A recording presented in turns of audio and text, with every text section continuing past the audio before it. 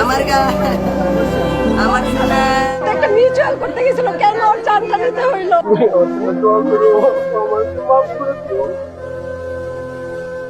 আপা, আমাকে ক্ষমা করে দিও। আমি একটা বড় অপারেশনে যাচ্ছি, আমাকে ফোন বা মেসেজ দিও না।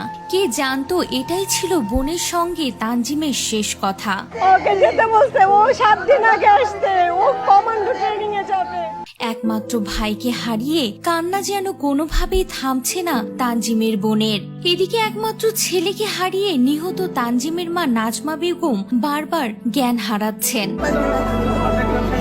আমার কলিজার টুকরা কান্না করতে করতে বলছেন, আমার সন্তান দেশের জন্য জীবন দিয়ে দিল।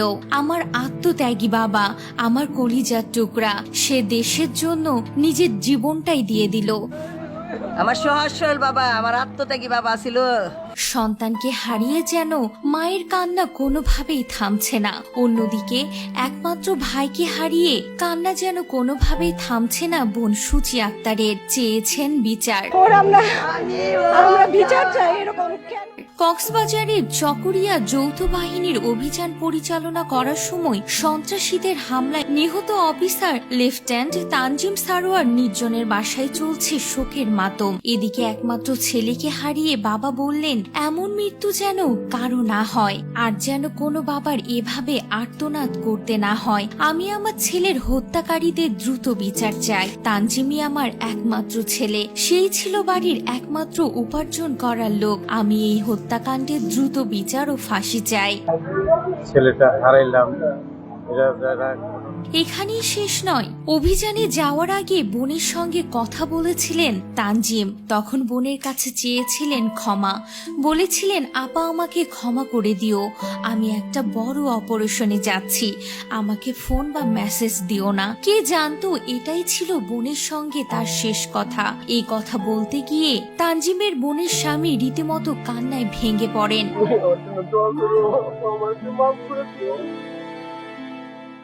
তিনি বলেন, তানজিম তার বোনের সঙ্গে শেষবারের মতো কথা বলেছিল।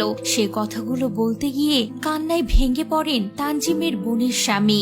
সোমবার দিবাগত রাত আনুমানিক 3টার দিকে গোয়েন্দা তথ্যের ভিত্তিতে চকরিয়া উপজেলার অন্তর্গত ডুলাহাজরা ইউনিয়নের পূর্ব মাইজাপাড়া গ্রামে ডাকাতির খবর পেয়ে চকরিয়া আর্মি ক্যাম্প থেকে বাংলাদেশ সেনাবাহিনীর একটি দল দ্রুত যায়।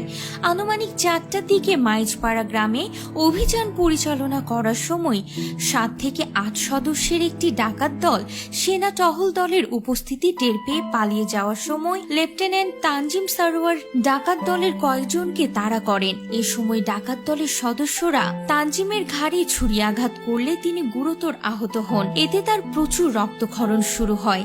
তাৎক্ষণিকভাবে তানজিমকে উদ্ধার করে মালুমঘাট মেমোরিয়াল হাসপাতালে নেওয়া হলে কর্তব্যরত চিকিৎসক তাকে মৃত ঘোষণা করেন। তানজিমের মৃত্যুতে এখন তার পরিবারে চলছে শোকের মাতম। পাড়া প্রতিবেশী থেকে শুরু করে আত্মীয় স্বজন কারো কান্নাই যেন থামছে না।